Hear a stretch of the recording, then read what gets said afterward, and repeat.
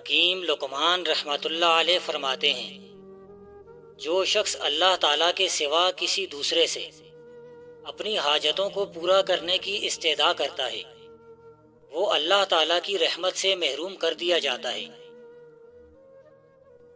اللہ تعالیٰ اس پر رحم کرے جس نے حق کو دیکھ کر اس کی تائید کی اور ظلم کو دیکھ کر اس کی تردید کی اور ظلم کے خلاف مظلوم کی مدد میں کوشش کی۔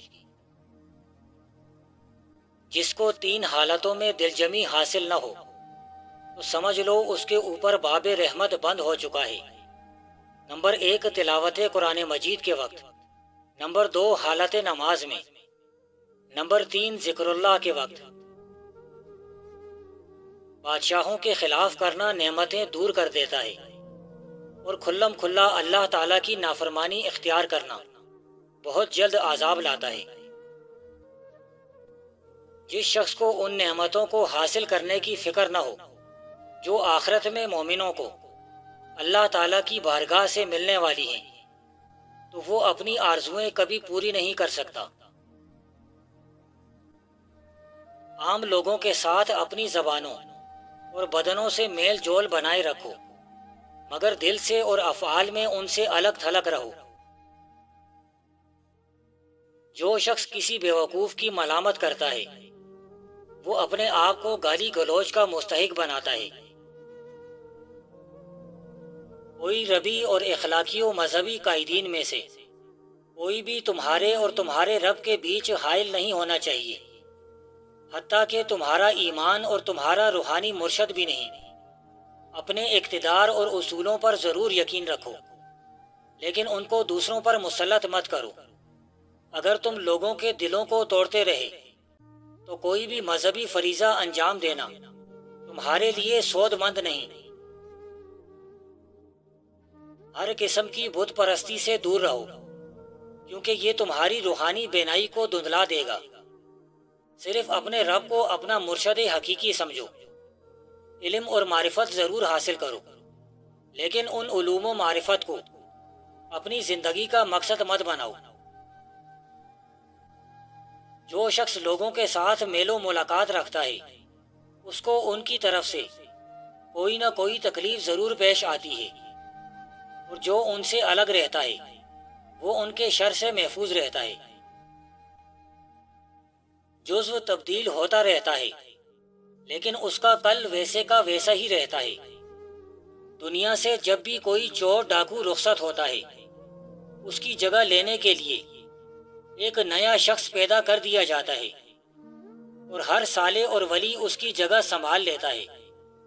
اس طریقے سے بیک وقت ہر شے تبدیل ہوتی جاتی ہے، لیکن مجموعی حقیقت میں کوئی تبدیلی واقع نہیں ہوتی۔ جو شخص کئی عورتوں سے نکاح کرتا ہے وہ اکثر رسوائی اور ذلت اٹھاتا ہے۔ محبت کے بغیر زندگی بے معنی ہے۔ مت سوچو کہ مجھے کس قسم کی محبت کی تلاش ہے، روحانی یا جسمانی، ملکوتی یا ناسوتی، مشرقی یا مغربی۔ محبت کی یہ تقسیم مزید تقسیم پیدا کرتی ہے۔ محبت کا کوئی عنوان نہیں ہوتا، نہ ہی کوئی مخصوص تعریف۔ یہ تو ایک سادہ اور خالص چیز ہے۔ بس محبت آب حیات بھی ہے اور آتش کی روح بھی ہے۔ جب آتش آپ سے محبت کرتی ہے تو کائنات ایک مختلف روپ اور نئے انداز میں ظہور پذیر ہو جاتی ہے۔ ہوائے نفس کو اپنی عقل سے مٹا دے تاکہ راستہ روی اور ہدایت کا مالک ہو جائے۔ کائنات ایک وجود واحد ہے۔ یہاں ہر کوئی اپنے واقعات کے غیر مرئی دھاگوں سے ایک دوسرے کے ساتھ لپٹا ہوا ہے۔ ہم سب جانے انجانے میں ایک خاموش مکالمے کا حصہ ہیں۔ کسی کو دکھ نہ دو، نرمی اور شفقت کا برتاؤ رکھو، کسی کی پیٹھ پیچھے اس کی برائی مت کرو، خواہ ایک ہی ضرر سا جملہ ہی کیوں نہ ہو۔ الفاظ جو ایک بار ہماری زبانوں سے نکل آتے ہیں وہ کبھی فنا نہیں ہوتے، بلکہ ایک لامحدود وسعت میں ہمیشہ کے لیے محفوظ ہو جاتے ہیں، اور اپنے مقررہ وقت میں واپس ہم تک آن پہنچتے ہیں۔ بالآخر کسی بھی آدمی کی تکلیف ہم سب کو ایک اجتماعی دکھ میں مبتلا کر جاتی ہے، اور کسی بھی آدمی کی خوشی ہم سب کے ہونٹوں پر مسکان کا باعث بنتی ہے۔ بے شک اللہ تعالیٰ کی یہ بڑی نعمت ہے کہ انسان پر گناہوں کا کرنا دشوار ہو۔ دنیا عمل اور اس کے رد عمل کے اصولوں پر قائم ہے۔ نیکی کا ایک قطرہ یا برائی کا ایک ذرہ بھی اپنا رد عمل یا نتیجہ پیدا کیے بغیر نہیں رہتا۔ لوگوں کی سازشوں، دھوکہ دہیوں اور چال بازیوں کا خوف مت کھاؤ۔ اگر کوئی تمہارے لیے جال تیار کر رہا ہے تو یاد رکھو کہ اللہ بھی خیر الماکرین ہے اور سب سے اچھا منصوبہ ساز ہے۔ ایک پتا بھی اس کے علم اور اجازت کے بغیر نہیں ہلتا۔ بس اللہ پر سادگی کے ساتھ اور پوری طرح یقین رکھو، وہ جو کچھ بھی کرتا ہے بہت خوبصورت طریقے سے کرتا ہے۔ بہترین غذا شہد ہے مگر مکھیوں کی چاٹ، بہترین لباس ریشم ہے مگر کیڑے کا تھوک ہے، بہترین خوشبو مشک ہے مگر وہ خون ہے۔ کوئی حرج نہیں اگر زندگی کے کسی بھی مرحلے میں ہم اپنے آپ سے یہ سوال پوچھیں، کیا میں اپنا طرز زندگی اور اپنی روش بدلنے کے لیے تیار ہوں؟ کیا میں اپنا آپ بدلنے کے لیے تیار ہوں؟